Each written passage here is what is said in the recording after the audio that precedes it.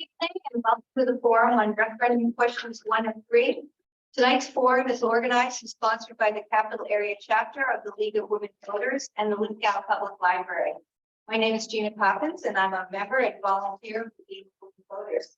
The Capital Area Chapter, in keeping with the League's only informational forums, is pleased to bring together experts on this highly contentious issue. Tonight we will hear about the issue from both sides and from the public advocate. I want to thank Sarah Schultz-Nielsen of the Lithgow Public Library for providing space and support for tonight's forum, and Jen Lancaster from the League for running the Zoom and Facebook live feed. And special thanks to the Capital Area League volunteer Judy Whiting for her hard work on this forum. The League of Women Voters is a nonpartisan political organization that encourages the informed and active participation of citizens in government, works to increase understanding of major public policy issues, and influences public policy through education and advocacy. The League does not endorse any political party or candidate for elected office. And just to clarify, the League does not have a position on either of these ballot measures. I'd also like to mention that next Wednesday from 5:30 to 7 here at the Lithgow Public Library, there will be a forum featuring candidates running for seats on the Augusta City Council and the Augusta Board of Education. It's sponsored by Augusta First, the library, and the League of Women Voters.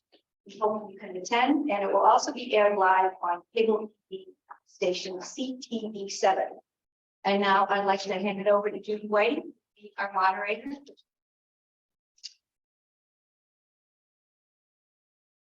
Thank you, Gina, and thank you to the panelists. I'll be introducing you in a few minutes, and it's delightful for us to have this forum with all of you tonight, online and in person.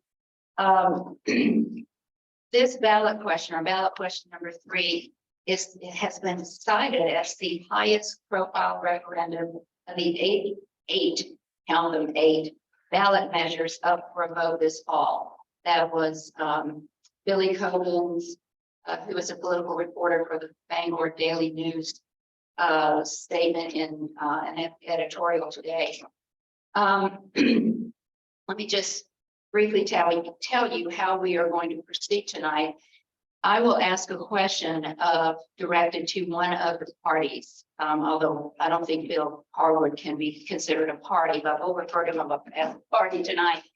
But after the initial question has been answered, the other 2 parties will have an opportunity to respond to the question and to the answer and to give their own answer. So I'm going to ask that you try to keep your answers succinct so everybody will have a chance to address the question. Jen, if you would put the ballot question slide on the screen, please. Thank you. I just want to read the questions, mostly for the people who are online. The first question is, do you want to bar some quasi-governmental entities and all consumer-owned electric utilities from taking on more than $1 billion in debt unless they get statewide voter approval? Question 3 is, do you want to create a new power company governed by an elected board to acquire and operate existing for-profit electricity transmission and distribution facilities in Maine? We will focus primarily on question 1 tonight, but there will be at least one question regarding the first one. So now it's my pleasure to introduce our speakers. Al Cleveland, why don't you raise your hand? Al Cleveland is the campaign manager for the Yes on Question 3 effort for Pine Creek Power.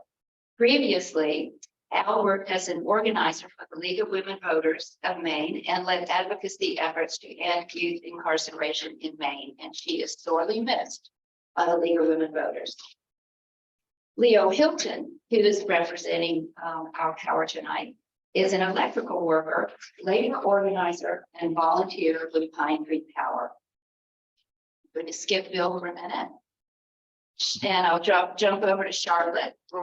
Charlotte Warren is a social worker, educator, activist, and owner and principal consultant for C. Warren Consulting Services. She served in very many capacities, but the one that's most relevant tonight, perhaps, is that she served as trustee of the Greater Augusta Utility District. Barbara Alexander has served also in many capacities. She has served as superintendent of the Maine Bureau of Consumer Credit Protection and director of Consumer Assistance Division with the Maine Public Utilities Commission. She currently represents public advocates and national and state consumer organizations in public utility proceedings in over 30 U.S. and Canadian jurisdictions. William Harwood, excuse me, is the, I guess you're the director of the Maine Office of the Public Advocate. He was appointed in 2022 as Maine Public Advocate after serving as Senior Advisor for Regulatory Affairs within the Governor's Energy Office. Mr. Harwood has represented a wide range of entities, including utility customers, public utilities, and renewable energy companies before state and federal regulators. And now I'd like to give each side and the public advocate 2 minutes to make a opening statement.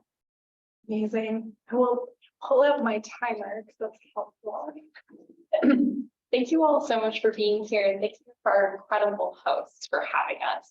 We're here today because in the last 2 decades, Maine's utilities have been bought up by enormous energy conglomerates. CMP and Versant have been shown time after time again that they are not representing our interests as Maine ratepayers.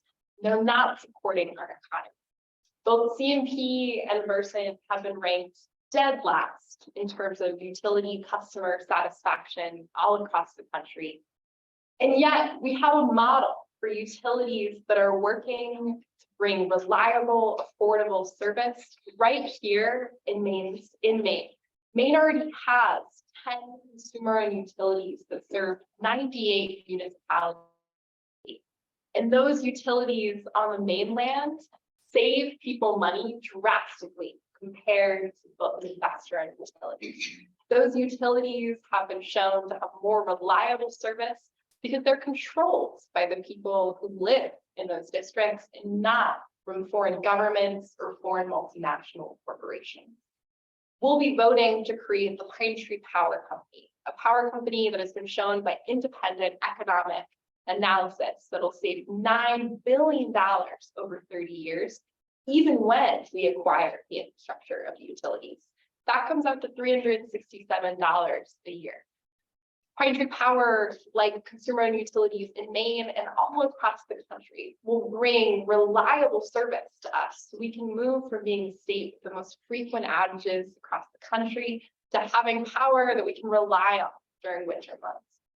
And most importantly, to me, we'll be bringing back local control to Mainer ownership of the necessity that we all rely on every day and is at the front of our economy.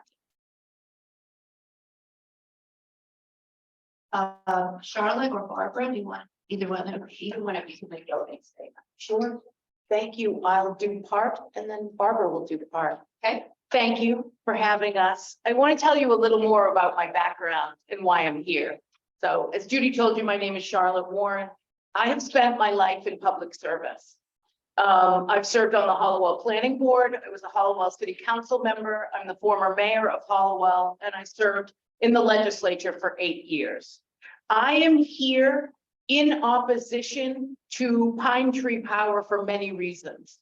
And all of those reasons are going to be represented in this bill that I'm going to keep bringing up. I'm going to keep showing you tonight. What the proponents want us to do, so the folks who have put this on the ballot want us to take over by eminent domain 2 for-profit companies that exist in Maine right now at a debt of billions of dollars. We say 13.5 billion, they say 10 billion. Either way, we're talking about billions of dollars of debt that we will all be on the hook for, and then elect an elected board of politicians to run this new company, which will then hire a for-profit operator. So I want to be really clear. You're going to hear my friends on the other side talk a lot tonight about how bad for-profit operators are. So my question to them, and the question I hope you'll ask them, is then why did you put in the bill that this elected board is going to hire a for-profit operator? So I want us to be very clear about that. This is not like any of the consumer-owned, of the co-ops or consumer-owned utilities that my friends are going to talk about. This is a completely different animal, okay? Again, this is eminent domain and a debt of billions of dollars, electing politicians to then run the electric grid and hire a for-profit company. That is why I'm here opposed. Briefly, my name is Barbara Alexander. I've worked for consumers my entire professional life. I have volunteered my services to speak out against the Pine Tree Company bill. And I started doing that in 2021. This is not a new view that I have obtained here. The main concern that I would like all of you to consider is that we have a robust regulatory system in this state, which governs a tiny part of the bill that you are receiving from CMP. We only regulate the distribution services here, and you are only buying the distribution services here. And the first thing that will happen if this bill passes, and we spend 5 to 10 years litigating and incurring the debt to buy it, is that your bills will go up. There is no way around it. The expenses incurred to litigate this in the bill are ratepayer obligations, as well as the debt that will have to be entered into to purchase this multi-billion-dollar company. There is no precedent for this anywhere. No one has done anything like this on the scale that is proposed here. The risks to all of us are far outweigh any potential benefits. Thank you. Thank you. Now let's hear from the public advocate. Thank you so much for having me here this and for all of you showing up. I really appreciate it. I am your public advocate, and my job is to represent you and all the other ratepayers in Maine on matters of utility regulation. We work before the Public Utilities Commission, the legislature, the Federal Energy Regulatory Commission, and the courts.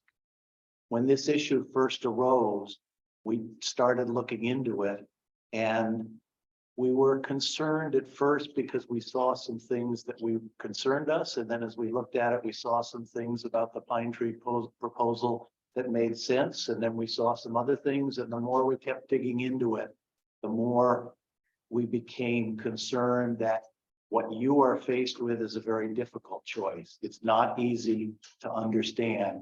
You're going to hear some strong language, some passionate language on either side of me, but the issues are complicated to really break down and understand this proposal.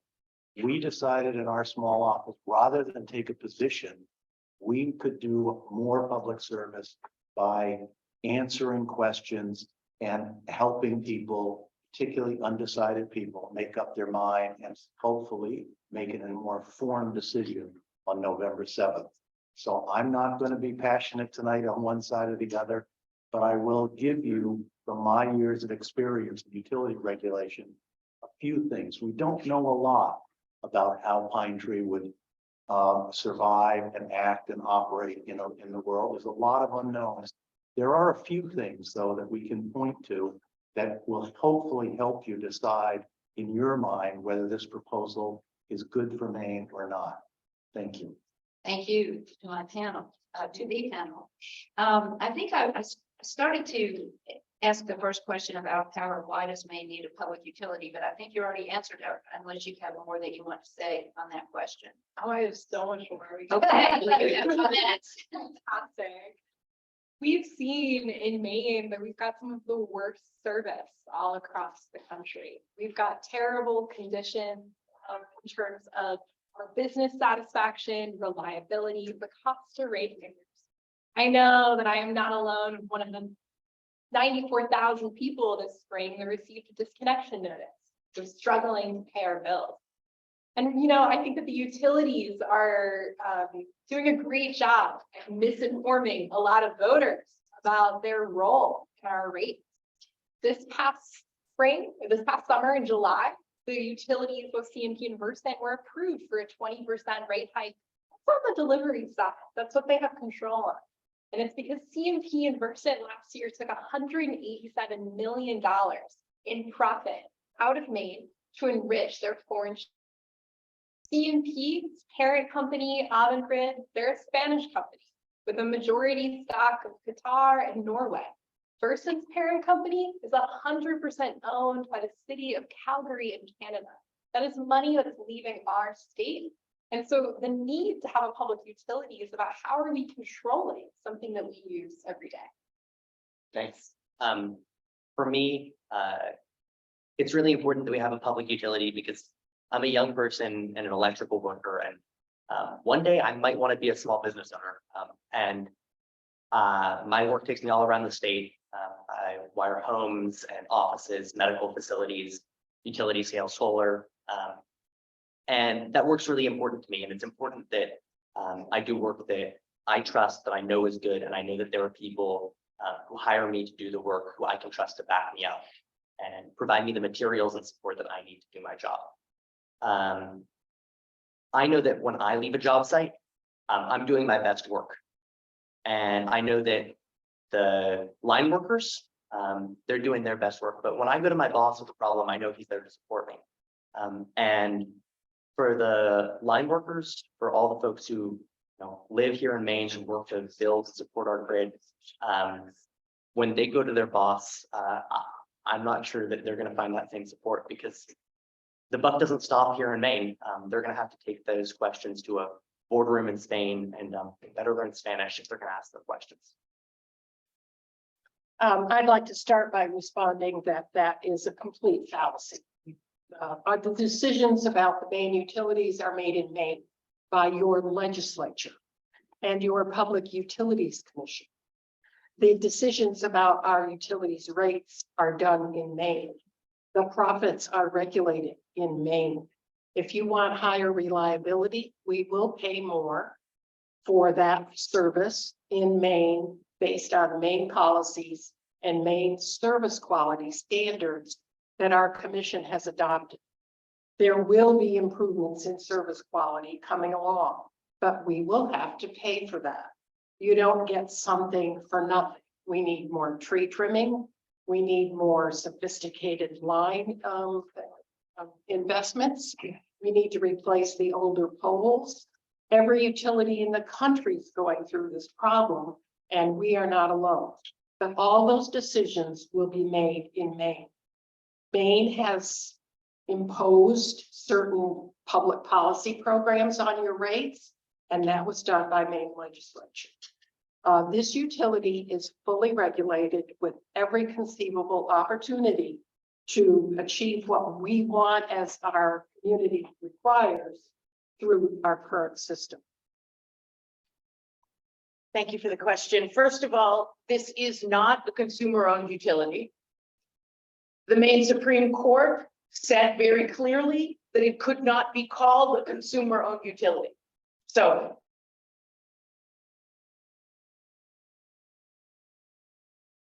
that was very clear when that you're looking at question 3, the Maine Supreme Court said no, because it is not one. So that's the first thing I wanted to respond to. Secondly, I want to be really clear that the folks that we just talked about that work at CMP, the IBEW members, they don't want this. Maine people, our neighbors that work for CMP, they have come out in opposition to this plan. So that's my second point. My third point is you're going to hear a lot about service improvements and all of these great ideas that we all want. They're not in the bill. Optimism is not a plan. If you want service to increase, you should have put it in the bill. It's not in there. Okay. And the third thing I want to say is we're also going to hear a lot of things about out of state, out of country, also not in the bill. Okay. What the bill says is that an elected board will hire a for-profit operator. That for-profit operator will definitely be out of Maine and very likely out of the country of United States. If you wanted some not Spain thing, you needed to put it in the bill. It's just not in there. You've all got a copy of it. There are copies up here. And I really urge you to look at this 15 pages that back up that one question. Thank you.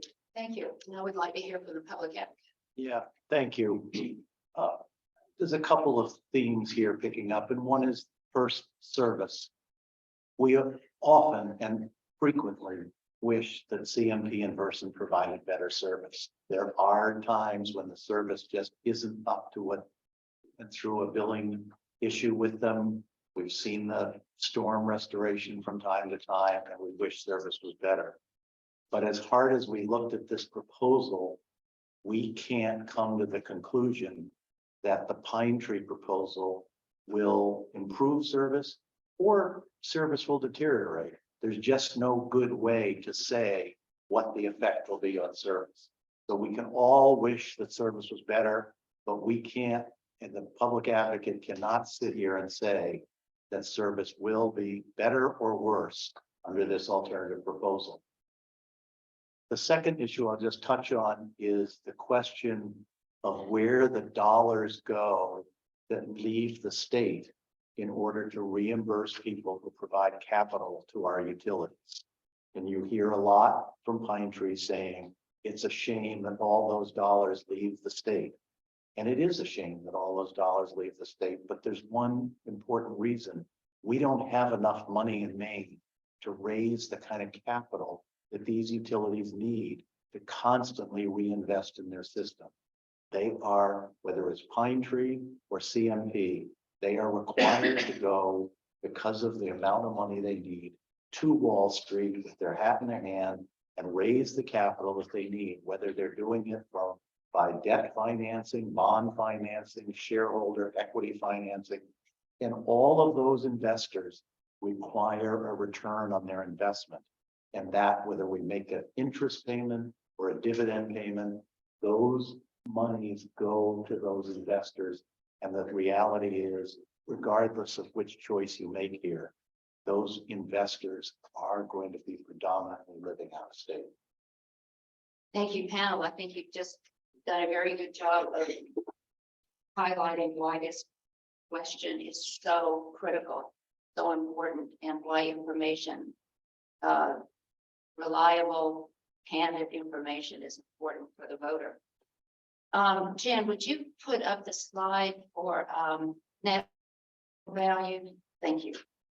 These are two definitions that we will be using for the next three questions. So I just want to make sure you have them available so you can understand the questions. The first thing I want to ask is, I think it might come across as contentious because it was something that was written in the Bangor Daily News this morning, published this morning. Again, the author was Billy Coben. So I will ask each of you, what is your response to the claim made in today's Bangor Daily News that some of the ads on TV, radio, and social media from both sides of the Pine Tree Power debate are pushing the boundaries when it comes to the veracity of their claims? And we'll start with Charlotte and Barbara first. Can you say it one more time, what your question is? I'm trying to understand what you're asking. Yes, in the Bangor Daily News this morning, an article written by Billy Coben, his statement was, some of the ads on TV, radio, and social media from both sides of the Pine Tree Power debate are pushing the boundaries when it comes to the veracity of their claims. Well, I can only speak for myself, and I can speak for the fact that I am very passionate about this issue. And I'm very passionate about this issue because I care very much about the state of Maine. My record says that. That's what I've been doing, is trying to improve the state of Maine for all of us, for my nieces and my nephew, I am very passionate about this. You're gonna see me be very passionate about it tonight. What I can tell you is I'm going to keep referring to documents that I've brought for you to see. I've brought the bill so you can look at it yourself. I have here the statement from Governor Mills stating why she is opposed to question 3. I have from bills up from the public advocate's office, the report that came out from there. So everything that I'm going to talk with you about tonight is based on these documents. And I am going to be voracious in my thought that this proposal is really bad medicine for Maine. I have nothing to do with the ads. I have no knowledge of them and I'm not here to defend them. Okay, thank you. Thank you so much, Judy, for that question. And I think that the article from Billy this morning is worth for you all bringing up to read. In the article, he starts off talking about how the utilities are pouring tens of millions of dollars that are ultimately fueled from our rates into misinforming Maine voters about the cost of this buyout. You've been probably hearing a lot about this $13 billion number. That's based off of the utilities paid for a study. They spent $500,000 to give them that number. And it's not based in any reality, and it's also not based in what we know from the utilities. CMP and Versant are required to report their value to federal regulatory authorities every single year. Last year, CMP and Versant reported their value of just about $5.4 billion. That's a lot different than the $13 billion that we're getting ads and mailers and seeing constant money being thrown behind. The reality is that there will be a multiple that will be paid off in the bill. It states that we will be acquiring the utilities of a fair, reasonable price. Buyout costs will ultimately be decided by a referee in the Maine court. This is really important to understand. This multiple is based off the service that we see the utilities providing. CMP and Versant are ranked dead last in terms of their reliability. So we have no way of assuming, as Maine consumers, we'd be paying double their value. We have examples of utilities that have been sold in the last few years in Maine.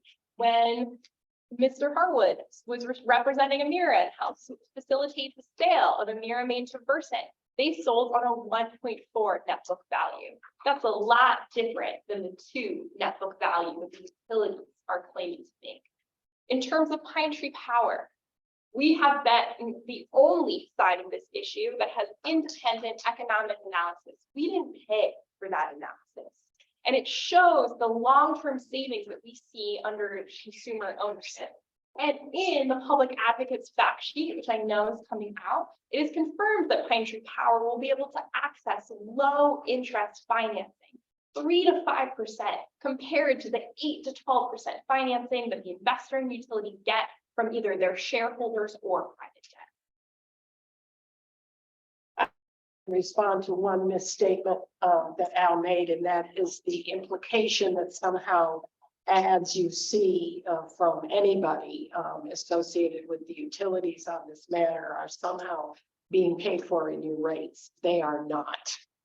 There is no advertising of this type that appears in the rates that the Public Utilities Commission approves of to charge you for electricity. So then the second point I want to make is that the idea of a future potential lower price for investments or debts incurred to acquire capital to operate or make improvements in our system is, yes, it is likely that you could get in the future lower cost. What the proponents are not telling you, however, is that to get to that nirvana state, we are going to spend billions with the revenue bond to acquire them, pay for 5 to 10 years of litigation in your rates. The bill requires those costs to be included and determined to be prudent per se and included in our rates. And and they're going to be hiring new staff And they're going to have to pay to integrate two entirely different utilities. Versant Power has a totally different software system, internal billing system, a different metering system, and the CMP's system is not connected with them in any way. So there's no potential obvious way to save money by doing that. So we start off with a big debt is my problem with this entire episode. Thank you, Barbara. Thank you. I'm going to let our power respond to that since I got out of order here. Thank you so much. I think it's really important to understand, and I've got the campaign finance reports right here, which I all really recommend you all looking at. The opposition to question 3 has 2 funders. They're funded 100% by the parent companies of the utilities. CMP's parent company, Avangrid, Versant's parent company, ENMAX. Where do those companies get their money to spend on political elections? It's through making a profit off of our energy.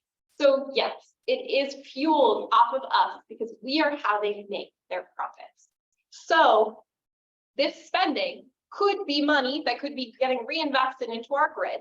Instead, they're going to spend upwards of $50 million trying to tell Maine voters how to vote. That is not democratic to me. Second, Pine Tree Power, because it's an independent nonprofit, can access low interest municipal revenue bonds. This is how the Maine Turnpike Authority funds its work. And these rates are typically 2 to 4%. That's a fraction of the costs that we're seeing with the investor and utilities that fund their projects with a combination of private debt that they have to access at much higher interest rates and shareholder returns. We as ratepayers end up paying that in our bills, which is why we're seeing rate hike after rate hike approved. This is a huge problem when we need to actually do the type of reliability and service improvements that you have all heard from these brilliant people. I heard Barbara describe about how we need lines and poles upgrades in order to improve reliability. Do we want to do that at paying 8 to 12% interest rate, or do we want to do that with a 2 to 4% interest rate?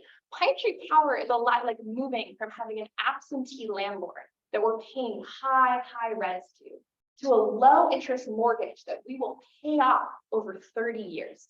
Do you want to keep paying high rents, or do you want to build equity for your children's future, for my future? Thank you. And I would like Mr. Harwood to weigh in on this discussion. I think the answer is yes. The Bangor Daily News got it right. There is a lot of passion on both sides. There is some exaggeration on both sides. And if here we are sitting in still in September, we've got 6 weeks to go. If you didn't think the passion was going to wrap up, it's going to get more and more until November 7th. But that's okay. That's the way we do campaigns in this country. We people are passionate about it. They care about it, and they will exaggerate from time to time their claims. And there have already been some on both sides, and there will undoubtedly be more. I hope over the next few minutes I can help you maybe understand a little bit where either side might be exaggerating. Thank you. We would appreciate that. I'm going to move on to the next question. I don't think this will be quite as contentious as the last one. The two primary variables are used to calculate an estimated purchase price for the 2 utilities, net book value and the acquisition multiple. Please explain why the net book values and the acquisition multiples are markedly different between the parties. I have a very short answer to this. We don't know what the purchase price of the utility is going to be. How could we? That's a decision that's going to be made up in negotiation with our elected board of Pine Tree Power and the utilities themselves. I have every reason to believe that our utilities right now, CMP and Versant, will approach those negotiations in good faith. And I think that they own utilities in other states and other parts of the country. They're in the utility business. They're going to have every reason to make sure they can keep their companies work. And so we don't have an estimate of what the purchase price will be. but we do understand what the process will be and how that will be bringing more democratic control for Maine ratepayers about what our power looks like. And we know from economic analysis that regardless of what that purchase price, we believe it's going to be somewhere between $5 to $6 billion, because that's what the utilities have reported their worth to be. We're going to still see savings immediately with Pine Tree Power because we can pay that off and access it with a fraction of the cost of a low interest mortgage compared to what we're paying right now. Did you want? Yeah, if I might, I think we've heard a lot from our friends on the other side of the table, a lot of scary things, and particularly about the litigation process. I'm not a lawyer, but that sounds a little bit like a threat to me. It sounds like a promise that CMP is going to do the same things that we've seen them do anytime working people with normal manners who are just trying to live their lives have stood up to authority like this. I mean, with the clean energy corridor, they litigated that democratic decision to its own death. And this is the chance that we have, right? We have a publicly elected board, a nonpartisan board, I might add, not run by politicians, not by lobbyists, but by subject matter experts, people that we trust to control our grid, people that we can come and speak to as workers, as people who are buying the electricity and using it every day. I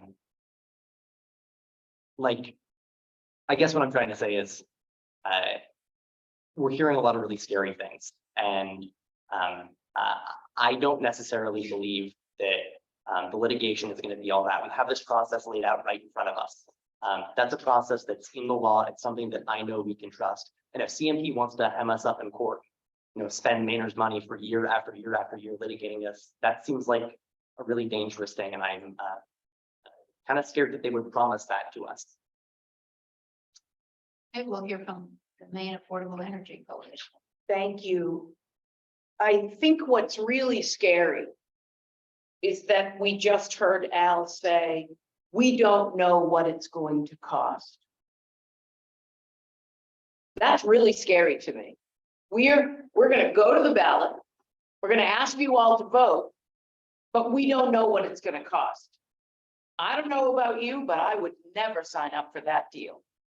But here's how disingenuous we're sort of, dealing with the other side. Here's how disingenuous the other side is dealing with this information. In January, when Our Power submitted their petitions to the legislature, they told the reporter who's right here in the room with us, Susan Cover, that it was going to cost $9 billion. Recently, in a television interview, they said, yeah, it's actually going to be $10 billion. But today they say, we don't know what it's going to cost. That to me is very scary. What is also very scary is that we are going to hear Al and Leo not answer a lot of the questions that they're going to be asked tonight.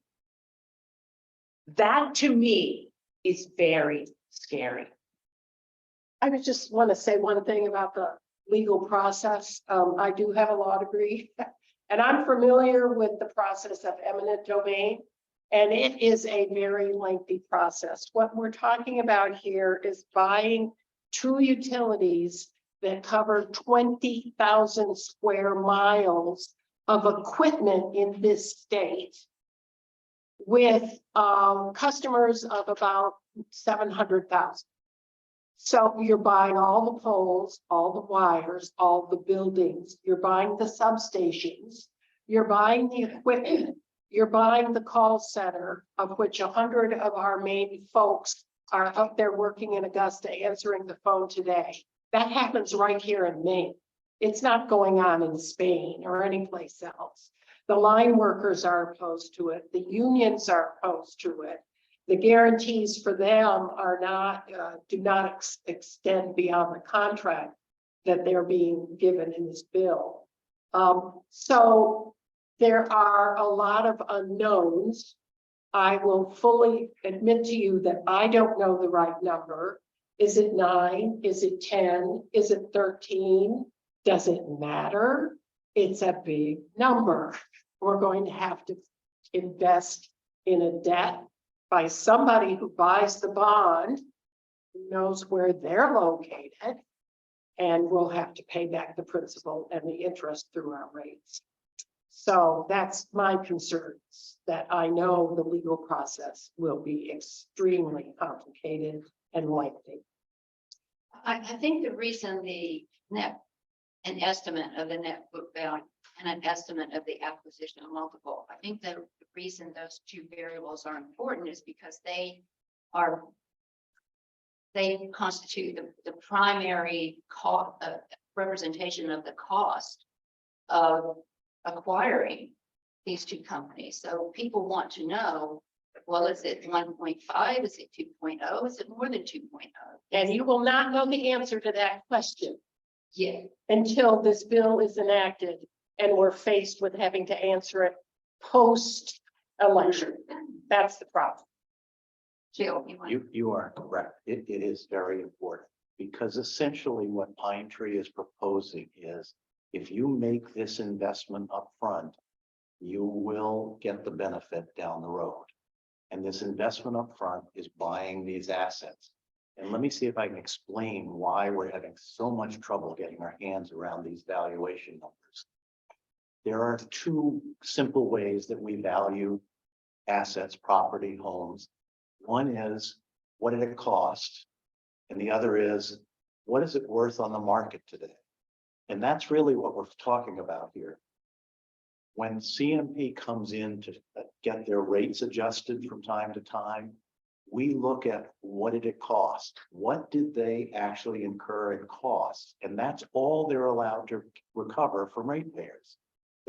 Utilities 100 years ago used to fight about it and say, no, we should be recovering on a fair market value. The court said, no, you recover your costs and that's it. However, the United States Constitution says that when the government takes private property by eminent domain, and that's what we're talking about here, by taking private property by eminent domain, the government must pay fair market value. So we have cost over here, which is the net book value, essentially. It's what it costs CMP and Versant to put the system together. And then we have this 13 billion or 10 billion or 9 billion fair market value. One way to think about it is CMP and Versant have thousands and thousands of parcels of land that they have, where they put poles, wires, substations, transformers. Many of them are small parcels, many of them are odd shaped, but they all have a market value. There is a real estate appraiser who can come in and put a market value. Most of that land, much of it, was bought not just a few years ago, but many decades ago. They probably bought it for $50 an acre, and today it's probably worth $1,000 an acre. So that's where we're struggling with this fair market value that the government is required to pay when it takes property by eminent domain. And all we pay in our rates today is based on cost. And it's that differential, whether it's 1.5 or 0 or 2.0, which is what the CMP has said, that's the investment we're going to have to make in order to get any of the returns that the Pine Tree proposal is offering. The other reason this is an important question, I think, is it's been highlighted by ads on both sides. It's going to cost X. And so when you tell the audience, we don't know what it will cost, you're negating what your ads are saying. I would love to clarify that we have never stated this $9 to $10 billion cost number. And I think that there's been a wire crossed. Pine Tree Power believes that Mainers will save $9 billion over 30 years. We aren't saying that $9 billion is what's going to be the cost of the acquisition. We are saying even after we acquire the utilities and we're able to invest in the grid, such low interest revenue bonds, we will have that amount of savings. So we said in January, when we submitted our petition, that Maine would save $9 billion. That's gotten confusing. That makes a lot of sense. And it's because we are a grassroots campaign supported by main donors. We don't have the types of money to do ads like the utilities are. Folks call me all the time. They're like, oh, saw your ad. I'm like, well, you definitely didn't, because I have no money to put behind ads right now. But you saw their ad and it's confusing. And so we know the process in the bill, and I think that Charlotte's recommendation that everyone reads it is absolutely fantastic. I think this is a document that, it can be challenging for folks first time you read a policy like this, but there's a lot of analysis and things in Maine to help you understand it. And there's a timeline right here that I'll recommend you all check out that comes from the timeline in the bill. The process, once we win in November, question 3, is that the following year, Mainers will elect 7 members for the Pine Tree Power Board. They will then be responsible for appointing energy, utility, worker experts to serve and fill the gaps of expertise on that board. That then board will begin the process of offering an initial purchase price to CMP in Versant and certain goodwill negotiation. So when we say, I can't tell you what the price is, because it's not going to be our responsibility. It's going to be the choice of our elected and appointed leaders about how they negotiate. And then if they cannot come to an agreement, that will then go to the Maine courts that will appoint a referee. And then we'll look at, as our public advocate, describe what is the market value. I will stop, but I just want to name, we do have an example of what the multiplier was. And it was in 2020 when Amira sold to Versant, and that multiplier was 1.4. So that is our best main example of what that multiplier could look like. And that's a lot different than a 2 times multiplier. Okay, I'd like to move on to the next question. This will be easier, I think. In addition to the net book value and the acquisition multiple, what other variables go into the cost of purchasing or acquiring Versant and CMP? And we'll start with the coalition. That is a question way above my pay grade. So what other variables are included? So what you have up here is exactly the variables, right? Timeline is going to really matter. When you look at the timeline that Pine Tree Power has presented to you, I think it's really a misunderstanding of how this process works. But I'll leave that to the public advocate to talk about that timeline. One of the big differences in the numbers that Pine Tree Power talks about, which is the 9 billion, 10 billion, and what we talk about, and I just want to say that the governor talks about, and the governor really brought up a really important point, which is what are the interest payments going to be per year? We heard Al talk about 5%, 3%. You guys know how to do math. We just everybody has a cell phone with a calculator on it. You know how much interest it is at 5% of 13.5 billion or 10 billion or 9 billion? That's something the governor brought up that I think is really, something we should think about. Those numbers really change depending on if it happens in 1 year, which Pine Tree Power is saying it's going to happen. And if you really look at all of the examples of litigation that happen when you go through the eminent domain process, it is going to take a very long time. When we add years, we add value. It's not that hard to figure out. That is the other piece that is going to affect this calculation. The public advocate? Yeah, I mean, I think that most of the purchase price is what we talked about, the multiple of cost, but there are some other costs there. For 4 to 5 years, maybe longer, we will have Pine Tree Power and CMP both operating. They will be at each other in litigation. They will have lawyers and consultants and experts. But we as ratepayers will be paying both. So one of the questions is, how much will it cost to run the Pine Tree business of the acquisition and the litigation until they finally get the assets, and then they will start receiving benefits the payments from their customers, and CMP will no longer be receiving those payments.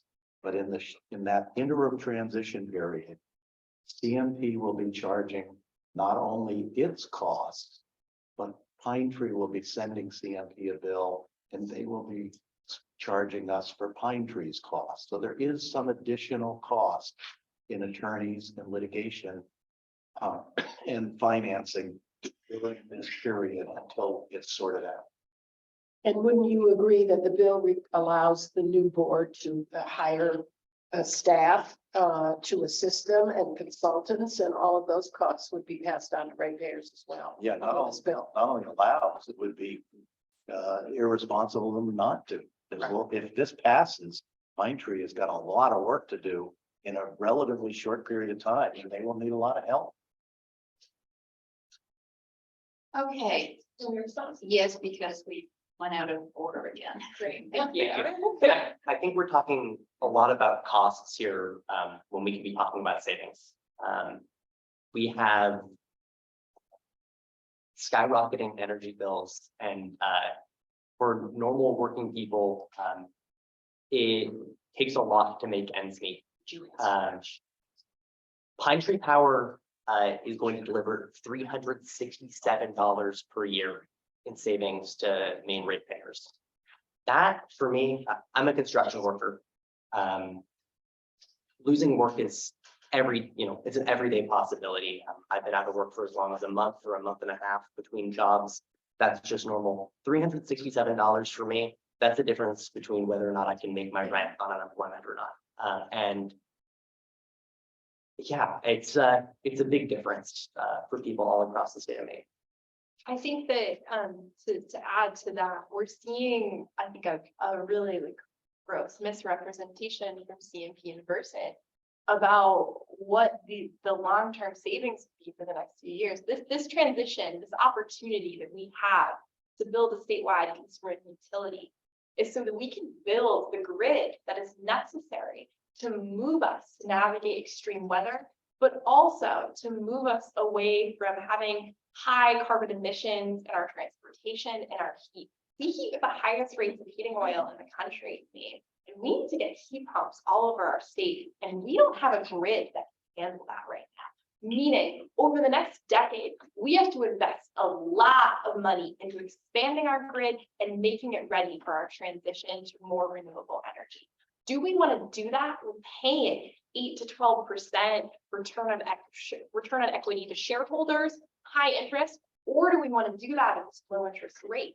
We can look at the savings that Maine consumer and utility customers are already seeing, where their bills are a fraction of costs on delivery than us as CMP. Okay, I'm going to call time on this question because we need to move on. But thank you. Yes. I just would like the chart that I submitted to be put up, because it will clearly explain what part of the bill we're talking about here and why the sympathy that I have and that every regulator and consumer advocate in the state has about the high bills that we have. I'm happy to have that slide put up, but I don't want to discuss it right now because we need to move on. But we certainly can come back to that one. Okay, great. Thank you. Just let me know that we need to do that if I forget. Thank you. Okay, I do want to move on to one more question about that involves money, and this is to our power. What factors and assumptions were used to estimate the $9 billion savings over 30 years with Pine Tree Power? Thank you so much, Judy. I recommend everyone read Dr. Silkman's economic analysis about the savings that we're seeing. I'm not an energy economist. I'm not going to pretend I can speak with it absolute certainty. But what I know is it's based off of the assumption that we will not be paying shareholder returns. We will not have to use the investor and utility high rates of debt. And Pine Tree Power will be able to invest in the grid at a fraction of the cost. And this is relative to what we're paying CMP and Versant right now. CMP and Versant are absolutely required to follow the laws of the Maine Public Utilities Commission and the Maine legislature. But we, as ratepayers, have seen them violate those laws over and over again, getting huge, hefty fines from the Maine Public Utilities Commission, that are then on the same day given when they're approved for another rate hike that more than covers the fine that they have been given. There has been regulatory capture over our utilities. They have been able to spend hundreds of thousands of dollars in lobbying the legislature and the Public Utilities Commission against our interests as ratepayers. And so that $9 billion assumption is based off of the fact that we won't have these investor-owned utilities that are continuing to profit and lobby against us, our interests. I can handle that. There's nothing in this bill that promises $9 billion in savings.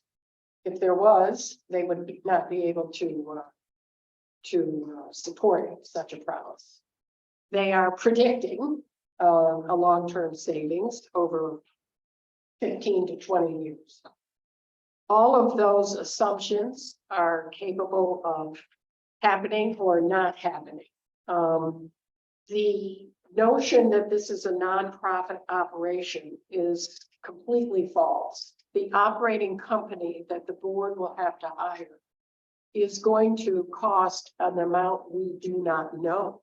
We have to replicate the management structure, the accounting system, the internal outage management system. We have to replicate the entire management structure of CMP and Versant. And we don't know what that will cost, but I'll guarantee you, and we will have to pay them a profit to do it. There is almost no precedent for this in the United States. And the one example we have is a disaster up at Long Island Power Authority, where they had to hire another utility, Public Service Electric and Gas, an affiliate of the New Jersey large utility, to come in and operate this system that they took by eminent domain there. So I'm very nervous about the risks and the unknowns, and they far outweigh and are more reasonable based on the history that I know about how utilities are regulated and what's available to replace what we have. That's the risks are far in excess of the promises that are being made here. That is my major concern with this entire operation.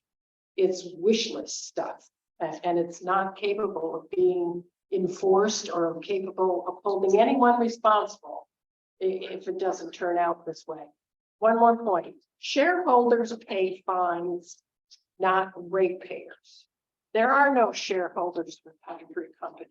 If they screw up, the ratepayers will pay for their imprudence because there's no one else who could possibly pay for the mistakes that they might make. There are no shareholders. Thank you. Bill, would you like to? Yeah, this is one of, if not the most important issue. This is the benefits of the Pine Tree proposal. The benefits are that over time, the cost of raising money will go down. And you need to be aware of that. These utilities are very what we call capital intensive industries. They have to raise large volumes of money every year just simply to keep the poles and wires in the air, make improvements and replacements. They go down to Wall Street regularly to get that money. When CMP and Versant go down to Wall Street, it costs them the average cost of capital, call it 9%. It's not the 10 or 12 that you hear over here, but it's around 9%. When Pine Tree goes to, or a similar organization like that, they are allowed to issue tax exempt bonds. And so those tax exempt bonds are much less expensive. They have a lower interest rate, maybe around, call it 5%. So there, right there, you have a differential between the 9% that you're paying, CMP's paying for money, and Pine Tree's only paying 5%. It's a little bit as if you woke up one day and the mortgage on your home, the interest rate dropped from 9% to 5%. That's going to save you some real money over time. The monthly payments might drop from $1,500 to $1,000 a month. That's what they're offering. It's not easy to get there. There's some real upfront investment, but that's what they're offering. And there's another aspect to this, though, that you need to understand. Part of it is the Internal Revenue Code. The people at the IRS simply said, these guys can issue tax exempt bonds. These guys can't issue tax exempt bonds. It's not because they're better managers, smarter at raising money. It's a quirk of our federal tax code that they are getting an advantage. The other piece that explains the differential is that shareholders take risk. As Barb said, the shareholders have no guarantee of getting a dividend payment. And so they're at risk. So one of the things we do in the regulatory arena is when we don't like what CMP is doing, we say to them, you can't pass that cost on to the ratepayers. You have to charge that cost to your shareholders. If they are fined, if they have sanctions, if they have something what we call imprudently incurred costs, those cannot be charged to the ratepayer and have to be charged to the shareholder. One of the things the Public Utilities Commission does when they find CMP and Versant are operating inefficiently, they charge them a management efficiency adjustment, which is another way of saying you should be getting 9% profit, but we're only going to let you have 8% for the next year because you haven't been living up to your responsibilities. So that's part of this bargain between you want to continue to go with the company that it requires 9% to go down to Wall Street and raise the money they need, or take the bet that we go with a company that it only takes 5%. But there are some trade-offs there. And it's most important to remember, a large part of it is the Internal Revenue Code that has nothing to do with this bill or these two business models. It is just a quirk of the business of the red tax code. Thank you so much. And this is going to be the end of my questions to you. Now we want to open up questions to the audience, but I have one that was submitted early, and I'm going to ask that question first. Then we will take your question and then one from the online audience. Okay, so the question that was submitted earlier was from Andrew Perez with the letter, which I understand is a publication in Maine. This question is for Charlotte Warren. Mr. Perez asks this: as a state representative, Warren voted in favor of LD 1708, an act to create the Pine Tree Power Company. She also signed a petition in November 2021 to put the Pine Tree Power Initiative on the ballot. Why did Charlotte Warren flip her position and start working for the opposition campaign? Thank you for the question. First of all, I believe in democracy. It's one of the things I love about forums like this. When I'm asked to sign a petition at the polls, I often do sign that petition at the polls. I've signed many petitions at the polls, especially when they make promises to me like, we're going to really tackle climate change in a way that we aren't tackling it now, or you're going to see your rates go down, right? Those kinds of promises are being made to all of us. And I signed the petition. When I took the vote in 1708 in the legislature on 1708, the vote was whether I wanted to send it to the voters or not. And every time in my 8 years in the legislature, when I was asked, do I want to send something to the voters? I said yes. Here's why. I'm not smarter than you. I don't have more of a voice. I shouldn't have more of a voice than you. If the people want to weigh in on something, I'm going to say yes, please. Okay. I grew up here in Central Maine. I've lived here my entire life. I was born and raised on a farm in Pittston, which isn't very far away from here. And now I live in Hollowell. So I've really lived here along the banks of the Kennebec River my entire life. When I was a kid, a couple times a year, my dad would come home with bags of Maine shrimp. And he'd boil them up and we'd cover the table with newspaper and he'd dump them on the table and we'd sit there and eat peel and eat shrimp. We don't have that anymore. Another activity I used to do on the river my whole life was I'd go smelting. right? We had a shack, my family had our own shack. And I'm very concerned about climate change and what it means for our state. The promises that have been made around Pine Tree Power and climate change made me really want to get on board. This bill has nothing to do with more renewable energy. This bill is not it. When I learned more about what this bill says, I decided to fight it because government in Maine has enough on its plate. There's enough things we are not doing well, and that concerns me. Thank you again for the question. Thank you, Charlotte. I think not. We need to get to the question. What we would like you to do is to direct your question to a specific panelist or party and minimize your editorializing or giving a background information. And you were the first one to raise your hand. Minimize the. Can you say it? Okay, sorry, my voice comes and goes, but I think if I could get an answer from Ally and Charlotte, just those two.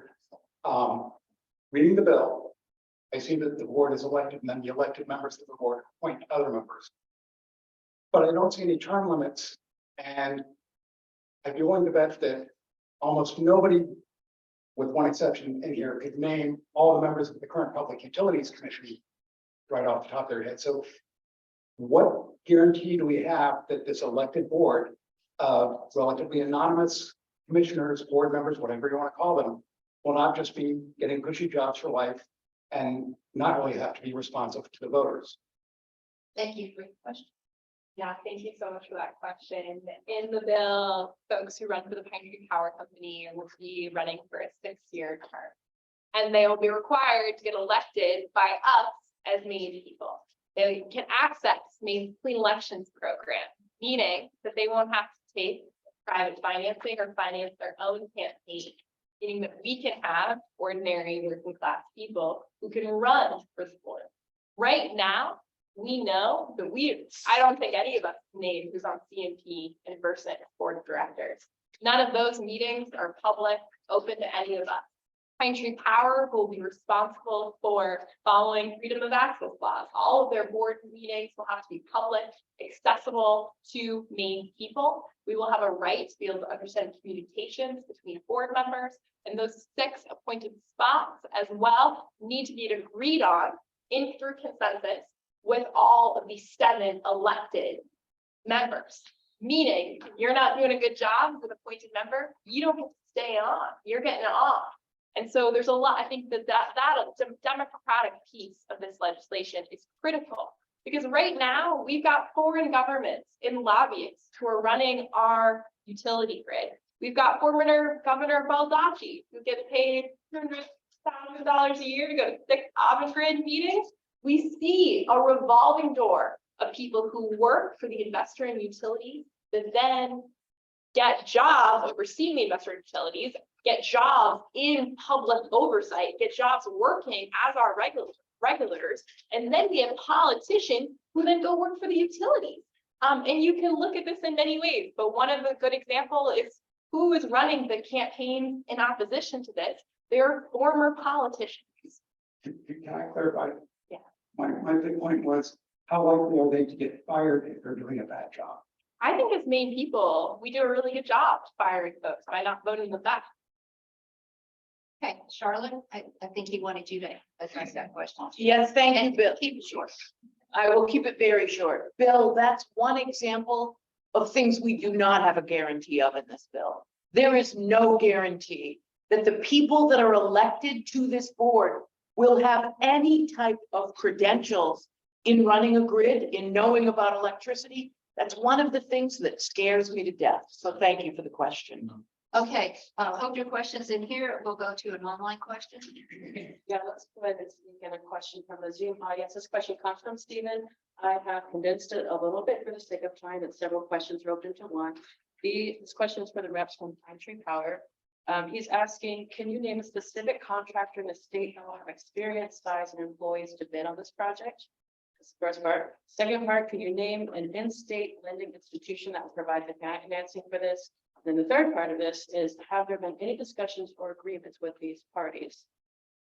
That's a great question. In terms of the private operator piece, there's qualified private operators all across the country, but there's also private operators that could exist here in Maine. The most important thing with the contract with private operator is that they're able to fulfill the responsibilities of the day-to-day management being overseen by our elected and appointed and accountable board. We have this private contractor could be a worker co-op. It could be a nonprofit made up of the incredible Maine workers that support this bill. We saw just last week, just yesterday, the Maine State Nurses Association fully endorsed this bill because of its ability to maintain all worker jobs and worker protections. In terms of private financing, the reality is we probably won't have the in-state revenue bonds. The Maine Turnpike Authority isn't able to get funding in-state for their projects. They do have to get out of state, and they get it on the private market. This is how CMP and Versant are funding our projects right now. But we would have a better shot of being able to finance projects here in Maine if we weren't sending nearly $200 million profit out of our state every year. So this is our best bet for being able to get more private financing in Maine in the future.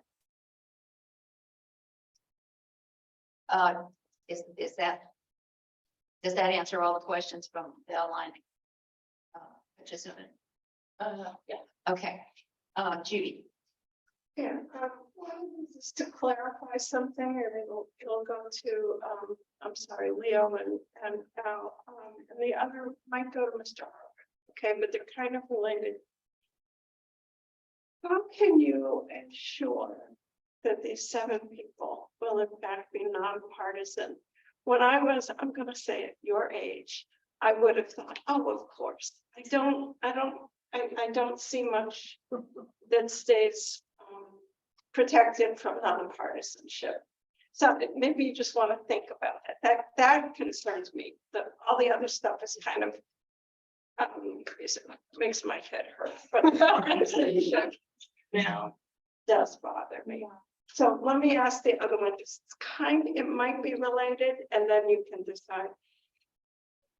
At the beginning, somebody said, this is not consumer owned. If it was, the stuff I'm getting in my mailbox twice a week would look a little different. And is there what's the difference between what would be consumer owned and what I'm beginning to think is, and I'm thinking about my neighbors, I'm not thinking about you folks because you're very sophisticated. Is there a difference between a notion of consumer owned and publicly operated because there would be an elected board? I really think that those are important. That stuff is really important, and anybody who's paid a mortgage and looks at the houses in their neighborhood that are for sale kind of gets that. But this stuff that I just asked might be really helpful to people's fundamental understanding of what's going to happen with an electric. Thank you very much for that question. Thank Those you. questions. Thank you for your question, and that I understand I am a young person, but I think I've got a pretty skeptical view of partisan politics, and I understand the concern. The truth of the matter is we have partisan politics in our electrical system right now. We have, Oh, yeah. as Al said, this revolving door of politicians. In fact, a bipartisan consensus, I would say, that this for-profit utility is a thing that's working for Mainers. And I disagree. I'd say it's working for politicians and lawyers and lobbyists, but it's not working for people who are, living in their homes every day trying to pay the electric bill, people who have to go to work, people who are running small businesses who are paying exorbitant electric bills without the reliability that they need. It's a nonpartisan board, just like my public water utility or my town council is a nonpartisan board. And I understand, I see your face. Everybody does have their personal politics, yes, but a nonpartisan board where we're selecting people that are hiring experts or bringing experts onto that board with them means that we have an accountability over that politics. That's our politics. It's not the politics of big companies. It's not the politics of lobbyists and lawyers. It's Maine people's politics instead. And then to get to your second question, I know, and I'm sure our public advocate can speak to this, that the law of Maine around the definition of consumer-owned utility is a little bit different than other places in the country. But in what they both consumer-owned and publicly owned means is that they're not owned by private corporations or foreign governments. It's owned by Maine people. And we have these existing examples of utilities that are owned by Maine people that already exist. Kennebunk Light and Power, Madison, Fulton, Eastern Maine Electric Co-op, where they are not run by private shareholders. We are able to create a really incredible model that is different than a lot of other publicly owned utilities that has democratic control. And this is really exciting. Leo mentioned the water district. Some of we've got, I live in Portland, and our Portland Water District does a phenomenal job of being able to keep the party politics out of those seats. And it's because in the policy, unlike when you run for office as a politician, where you have to run for the party, you're running through nomination papers. You cannot register with any party, meaning that is removed at the very beginning. You're not going to be able to have the Democratic or Republican Party that can run candidates for these seats in the traditional way. Thank you. Could we just add in, I want Barbara to go first. The elected process will attract special interests, and they will back the funding necessary to support candidates for these positions. And there's no better example of that than in the Hydro-Quebec transmission line. The entire campaign against it was funded by our natural gas utilities in New England because their business model was threatened by getting lower cost hydro coming into our electric system. We're going to have those kinds of battles going on here. There is nothing that requires that that they're nonpartisan. There's nothing that requires that they take clean election money. They are going to, we will have the gamut of special interests seeking to pursue their agenda on this board without question. If the opportunity is just too obvious to pass up. Okay. You want me If I may, to answer to the second question? Yeah, the second question was, what's the difference between a government-owned utility and a consumer-owned utility? It's not it's a publicly owned. Publicly owned. Because, if I'm out raking leaves and somebody stops to talk, how am I gonna have that conversation? What I would recommend is that you not get drawn into that.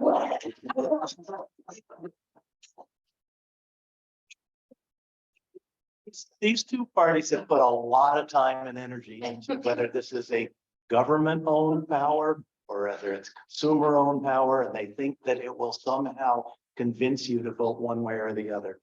It is not an investor-owned, and that's the important thing. That's the important thing. The difference is between a government-owned utility and a consumer-owned utility is something that you study in academic world. It doesn't have a lot of real-world consequences. And here, I think it's just a question. I asked it because I'm sort of projecting those.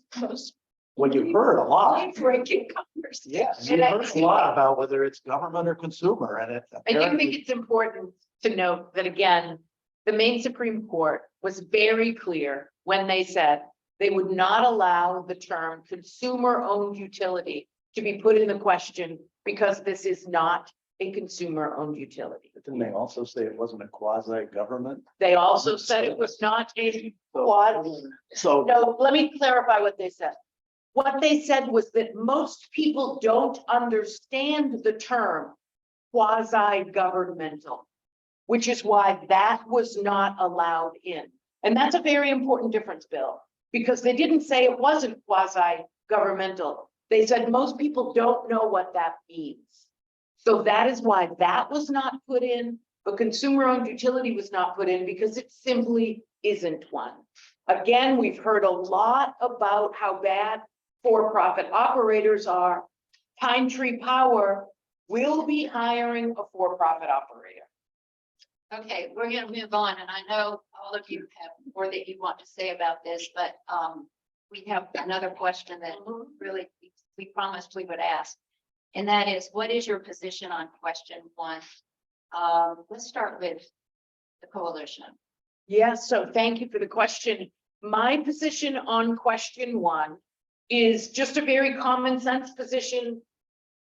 The way I think of it, if Maine people are asked to take a debt of over $1 billion, they should get to weigh in. We do that with bonds when we're going to borrow a bunch of money for the Maine community college system, for the university system. And that's what I'm saying. If we are going to borrow more than $1 billion, Maine people should have a say. Should go to the Some quasi. It should say, it's the word some. Then what's the word? So I didn't write the question, but I can tell you that my answer is still the same. If Maine people are going to be asked to borrow over $1 billion, I'm going to vote that yes, we should get a chance to weigh in on that. Okay, thank you. Let's hear from our. CMP parent company spent millions of dollars to get question one on the ballot as a fear mongering trick. You all know they didn't have a single volunteer collect signatures for that effort. It was all paid and scare people away from voting on question three. I actually testified in support of question one passing through the legislature because our organization is dedicated to energy democracy. We want people to have more of a say over decisions that are governing our everyday life. We don't believe that question one is going to interfere with question three. We believe that there's language written in question three that preempts any interference.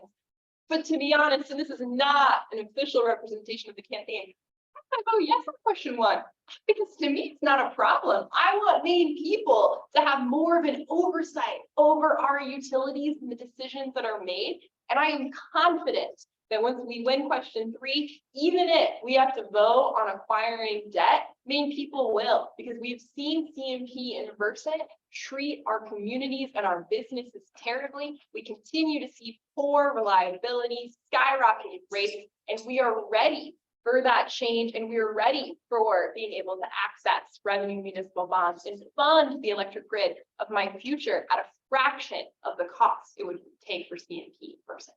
I really like my chart put up on the Yes. screen. This notion that our bills are skyrocketing has nothing to do with C.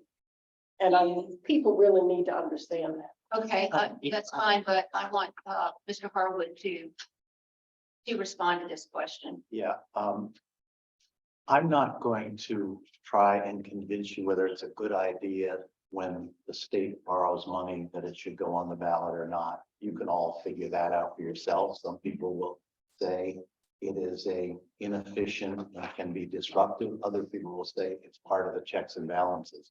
But one of the things, and this is just where the lawyers are going to have a field day, both sides very cleverly, when they drafted their two proposals, the question three proposal says, when we borrow money to acquire CMP and Versant, we don't have to go to get voter approval. Question one said that you must get voter approval if you borrow money to acquire CMP. And there are already theories of legal theories that we would spend hours in law school as to which way the judge will call that. And I won't bore you with it other than to say there is another uncertainty as to whether or not that financing, that bond issue will or will not go to the voters if both question three and question one pass. Jen, would you put Barbara's slide up? And then Leo, you Yeah, wanted to. Thank you. I wanted to respond. I think that one of the things that feels very apparent to me with the first question, with question one, is that it's on the part of the investor-owned utilities, democracy is a fleeting thing. When it's in their favor, when democracy seems beneficial to them, they're willing to support it. And when it seems detrimental to them, they're willing to throw it under the bus. CMP has actively, over the course of a number of years, undermined the will of the people of Maine when it came to the clean energy corridor. It's a clear democratic vote. They ignored it. We don't have the power as Maine people to ignore our own democratic votes, and they do. So if we want to talk about special interests, the special interests are already in the room. They're in the room with us right now. They're the only ones who have a seat at the table. This is our opportunity to elect our people so that we have a voice. And it's not just oil and gas money, not just big investor-owned money.